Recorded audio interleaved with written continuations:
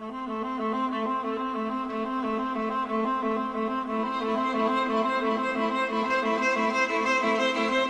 are billions of people on the planet and many different personality types.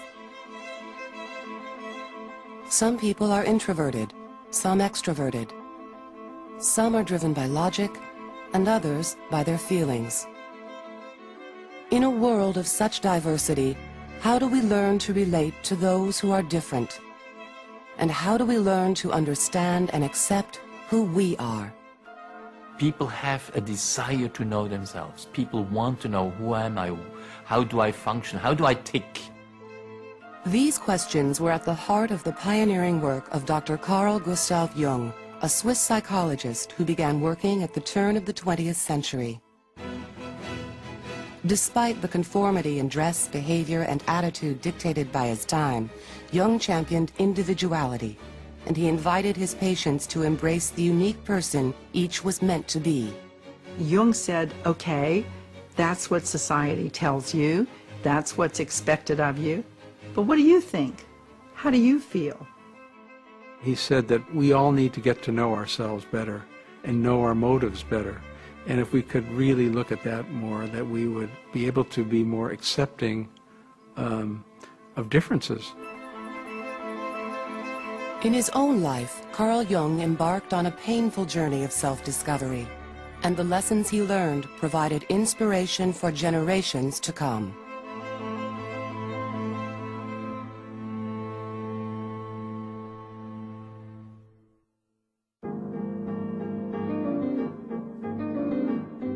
In 1909, at the age of only 34, Carl Jung had succeeded in creating the life he'd always imagined. Born the son of a poor country minister, Jung married the wealthy Emma Rauschenbach. Together they built an idyllic home and family. Jung had worked his way through medical school and had become a world-renowned psychologist in Zurich.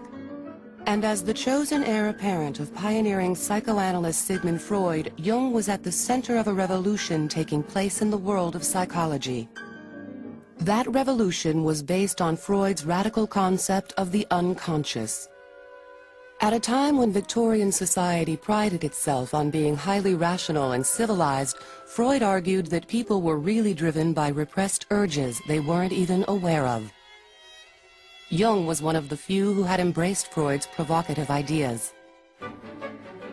The pair quickly became partners in promoting psychoanalysis around the world. And slowly they were gaining the respect of the mainstream medical community. In Freud, Jung had found not only an important professional mentor, but also a father figure. His own father died when he was just 20. The death of Carl Jung's father ended any money coming into the household. And it was up to him then. He was the only son. It was up to him to take care of both his mother and his sister. And so keep in mind, Jung was sort of an orphan. He looked for a guide, a father, you understand, and he found that in Freud. Jung's future seemed secure, but there was just one problem. Jung had nagging doubts about some of his mentor's theories. For Jung, Freud was too close, too narrow. Jung was very open. He closed his eyes to nothing. Jung spoke about Freud in a 1959 interview. I liked him very much, but I soon discovered that when he had thought something, then it was settled, while I was doubting all along the line. Freud's theories on the sex drive were particularly troubling to Jung. While Freud believed that sexual urges were the sole driving force behind human behavior, Jung believed that we are influenced by many other factors, like religious beliefs, the need for approval, and the drive for power. Freud said, in effect, no, it's sex or nothing. And Jung said, I can't accept this theory wholeheartedly.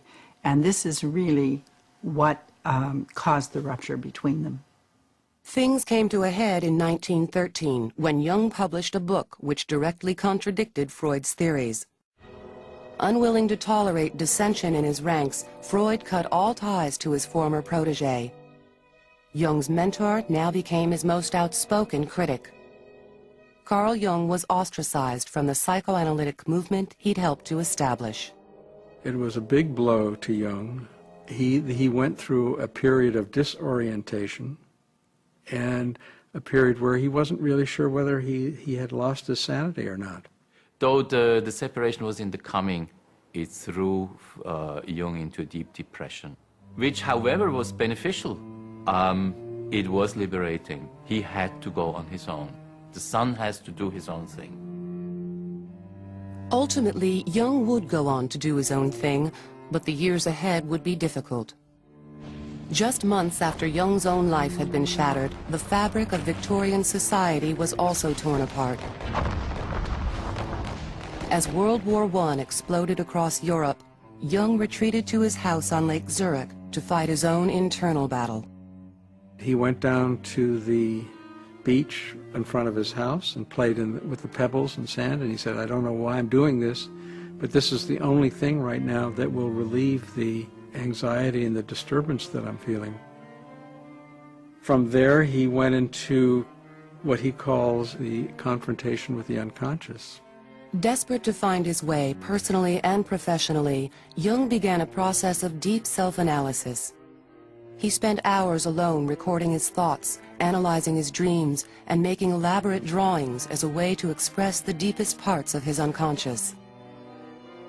Jung used this period to think about what he was going to do with his life. He said to himself, I can't continue to practice psychoanalysis if I use Freud's terms and Freud's methods. I have to create a system of my own. As he probed deeper and deeper into his own psyche, Jung became increasingly convinced that his unconscious was driven by more than just sexual urges, repressed thoughts, and memories. There was another influential force that Freud had overlooked: the history of civilization. Jung had studied many of the world's cultures and religions, and he observed that even the most dissimilar share common ideas and behavior patterns. He found, for example, that Native American Indians had certain stories and rituals in common with tribes in Africa and other cultures throughout the world. And he said, these things are in common. And these people don't know anything about each other. They have no way to communicate with each other.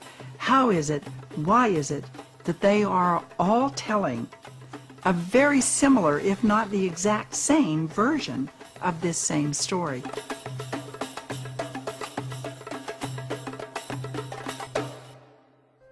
Jung concluded that the unconscious is influenced not only by our own experiences, but by the collective experiences of all people.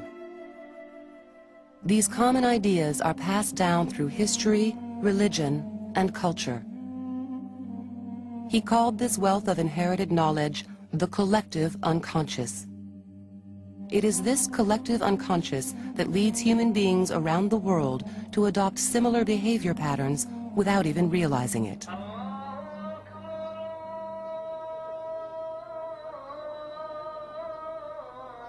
Every culture has certain classical, typical behavior modalities, like the hero. You can go from east to west, north to south. You can recognize a hero. You can recognize a soldier. You can recognize a healer. Or the father as the great good figure who dispenses all knowledge and all wisdom. An unforgiving, disapproving mother. These are universal behavior patterns. They just appear in different clothing at different times.